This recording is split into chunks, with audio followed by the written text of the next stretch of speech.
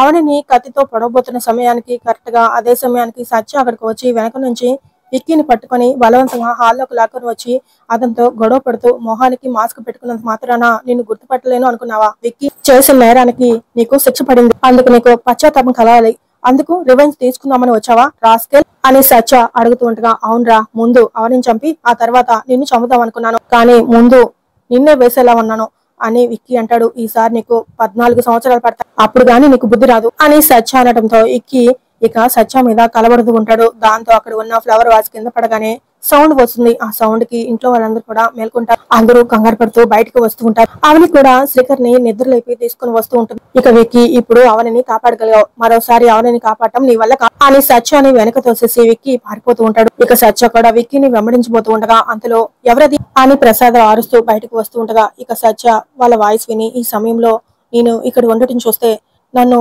ఎలా రిసీవ్ చేసుకుంటారో తెలీదు, విక్కీ అవనిని చంపడానికి వచ్చాడు అని చెప్పినా కూడా ఎవరు నమ్మకం, కంగారు పడతారు, ఎవరికి కనిపించకుండా దాక్కు అని వెంటనే కట్టన్ చాటుకు వెళ్లి సత్య దాక్కుంటాడు. ఇక అంతలో అందరూ హాల్లోకి వచ్చి, రే ఎవర్రా బావా, ఏదో సౌండ్ వచ్చింది బావా అని అందరూ కూడా కంగారు పడుతూ చూస్తూ మెయిన్ డోర్ తెరిచి ఉండటంతో మెయిన్ డోర్ తెరిచిందేంటి అని వేదవతి అడుగుతూ, రాత్రి నేనే వేశానమ్మా అని వసంత్ అంటుంది.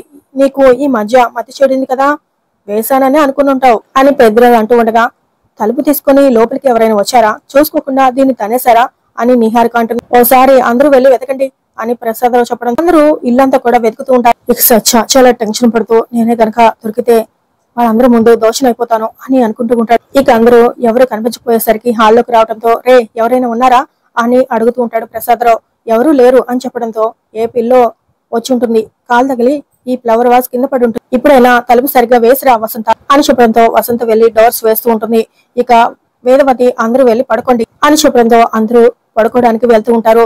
ఇక సత్య, ట్యాంక్ గార్డ్, పొరపాటున నేను దొరుకు, నా వల్ల అవనికి బ్యాడ్ నా వచ్చుండేది అని అనుకుంటూ సత్య మెల్లిగా తను వచ్చిన వెనకదారి నుంచే కంగారు పడుతూ బయటకు వెళ్తూ ఉండగా అంతలో ప్రసాద్ రేడ మీదకి వచ్చి బయటకు చూస్తూ ఉంటాడు. అప్పుడే సత్య బయటకు వచ్చి గోడ బయటకు వెళ్లి కారెక్కుతూ ఉండగా ప్రసాద్ రావు సత్యాన్ని చూసి ఒక్కసారిగా షాక్ అయిపోతుంది. అలాగే చూస్తూ ఉంటాడు.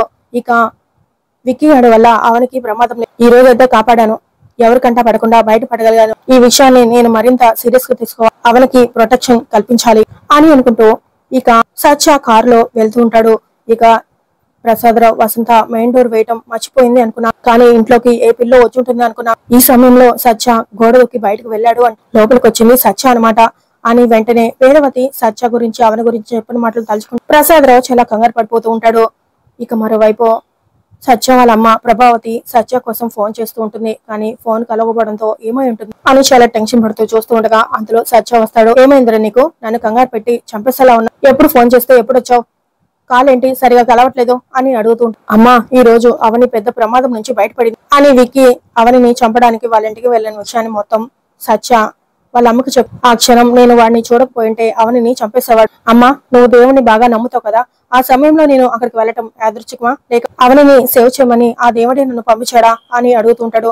దేవుడే నిన్ను పంపించాడురా, అది దేవుడి సంకల్పం అని ప్రభావతి అంటారు. సో దీన్ని బట్టి నీకేమర్థమైంది, అవనికి నేను రక్షణ కవచంలా ఉండాల్సిన అవసరం ఉందా లేదా అని అడుగుతుంటా. ఆ ఇంటి వాళ్ళకి నువ్వు కనిపించలేదు కాబట్టి సరిపోయి, కనిపించుంటే వాళ్ళు ఎంత అపార్థం చేసుకుని ఉండేవాళ్ళు, ఎంత గొడవ జరుగుండేది అని ప్రభావతి అడుగుతుంటాడు. అఫ్ కోర్స్ అమ్మా, నేనైతే ఆ సిచ్యువేషన్ వెళ్లకుండా ఉండలేను కదా అని అంటూ ఉంటాడు. మంచికి పోతే చెడు ఎదురైంది అంట, నీకు అలాంటి పరిస్థితి రాకుండా ఉంటే చాలు, సర్లే ముందు వెళ్లి ఫ్రెష్ అయ్యరా, భోంచదువు గాని అని చెప్పడంతో సరే అమ్మ అని చెప్పేసి సత్య వెళ్తూ ఉండగా కాలేజీ రోజుల్లోనే అవనికి వీడి ప్రేమ విషయం చెప్పేసి ఉంటే బాగుంది, ఈ రోజు వీడి పరిస్థితి ఇలా ఉండేది కాదు అని ప్రభావతి అనుకుంటూ బాధపడుతూ ఉంటుంది. ఇక మరోవైపు శ్రీకర్ అవని జరిగింది చూస్తుంటే నీకేమనిపిస్తుంది అని అడుగుతూ ఉంటాడు. అదే నాకు అర్థం కావట్లేదు బావా అని అవని అంటుంది. తలుపులు వేయటం మర్చిపోయాం, పిల్లి వచ్చి ఉంటుందని అందరం అనుకున్నాం, కానీ అది ఎంతవరకు నిజమో తెలియట్లేదు అని శ్రీకర్ అంటాడు. అయితే ఎవరైనా వచ్చుండొచ్చా, ఐ మీన్ ఎవరికైనా ప్రమాదం తలపెట్టడానికి ఎవరైనా వచ్చుండొచ్చా అంటున్నాను, ప్రమాదం కాదు ఏదైనా దొంగతనం చేయడానికి అయి ఉండొచ్చు అని శేఖర్ అంటాడు. దొంగతనం గురించి అయితే ఇంట్లో నుంచి ఏ చిన్న వస్తువు కూడా బయటకు పోలేదు బావా, లేదు బావా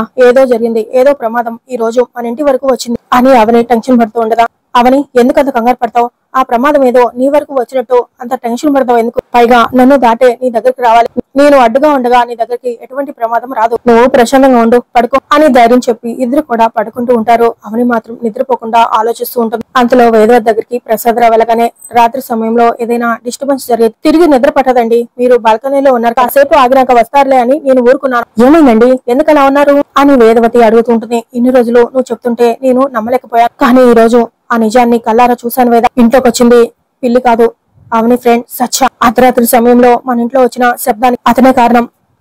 మనం పడ్డ కంగారుకి కారణం కూడా అతనే. వేద బాల్కనీ నుంచి అలా బయటికి చూస్తుంటే సత్య బయటికి వెళ్ళటం చూసా. నమ్మడానికి కాస్త సమయం పట్టింది అని ప్రసాదరావు చెప్తూ ఉండగా వేదవతి అవన్నీ విని షాక్ అయిపోతూ, నమ్మించడానికి సమయం పడుతుంది కానీ నమ్మడానికి స్వయంగా అనుభవం అయితే చాలు అని వేదవతి. సత్య ఎందుకు వచ్చింటాడు? సత్య వచ్చిన విషయం అవనికి తెలిసే ఉంటుందా అని ప్రసాదరావు అడుగుతూ ఉంటాడు. తెలియదు అని మీరు ఇప్పటికే అనుకుంటే గనక మీ మేనకోళ్ల చేతిలో మరోసారి మోసపోయినట్టే. అవనికి తెలుసు కాబట్టి ఇందాక తను మౌనంగా ఉండిపోయింది. అవని నా కొడుకుని మోసం చేస్తుంది, అమాయకుని చేస్తే ఆడుకుంటుంది. సచికి దానికి మధ్య ఏదో నడుస్తుంది. ఈ విషయం వెంటనే తేల్చాలి పదండి అని వేదవతి ప్రసాదరావు చేపట్టుకుని తీసుకుని వెళ్ళబోతూ ఉండగా, ఆగువే, ఇప్పుడు సమయం కాదు, ఉదయం మాట్లాడదాం, నిజాలన్నీ బయటకు లాగుదాం, నువ్వు తొందరపడొద్దు అని ప్రసాదరావు చెప్తాడు. ఇక తర్వాత మార్నింగ్ అవుతుంది. అందరూ డైనింగ్ టేబుల్ దగ్గర కూర్చొని టిఫిన్ చేస్తూ ఉంటారు. వసంత వడ్డిస్తూ, నాన్న అమ్మ త్వరగా రండి అని పిలుస్తూ ఉండగా ప్రసాదరావు వేదవతి అక్కడికి వచ్చి అవని చాలా కోపంగా చూస్తూ సత్యాన్ని తలుచుకుంటూ ఉంటారు. పెద్దరాజు వాళ్ళని చూసి అక్కడే ఆగిపోయారండి మావయ్య గారు, టిఫిన్ చేద్దరు రండి అని పిలుస్తూ ఉంటాడు. అయినా కూడా వాళ్ళు అలానే చూస్తూ ఉండటంతో, ఏమైంది నాన్న, ఎందుకు అలా చూస్తున్నారు అని కిట్టు అడుగుతూ ఉంటాడు. రాత్రి జరిగిన విషయం గురించి మాట్లాడాలి అని ప్రసాదరావు అనగానే, ఏదో సీరియస్ మ్యాటర్ లా ఉంది అని కిట్టు అంటాడు. అవని కూడా రాత్రి ఏం జరిగింది అని అడుగుతుంటుంది. రాత్రి నువ్వు బావగారు సెకండ్ షోకి వెళ్లారు కాబట్టి జరిగిన విషయం మీకు తెలియదు. అర్ధరాత్రి సమయంలో పెద్ద శబ్దం రాగానే అందరూ బయటకు వచ్చి చూసేసరికి మెయిన్ డోర్ తెరిచే ఉంది. హాల్లో ఫ్లవర్ వాజ్ పడుంది. నేను తలుపులు వేయటం మర్చిపోయానని, అలాగే గాలికి ఫ్లవర్ వాజ్ కింద పడిపోయింది అనుకున్నా అని వసంత, నిహారిక లావణ్యకి చెప్తూ ఉంటారు. ఇప్పుడు దాని గురించి మాట్లాడడానికి ఏముంది నాన్న అని కిట్టు అడుగుతూ ఉండగా, ఇంకేదో జరిగిందని అత్తయ్య మావయ్య మొహాలు చూస్తుంటేనే అర్థమవుతుంది. ఏదైనా ఉంటే మాట్లాడండి మావయ్య గారు అని నిహారిక లావణ్య అడుగుతుంటారు. రాత్రి మన ఇంటికి అవని ఫ్రెండ్ లాయర్ సత్య వచ్చాడు అని ప్రసాదరావు చెప్పగానే ఇక ఆ మాట విన్న అందరూ ఒక్కసారిగా షాక్ అవుతుంటారు.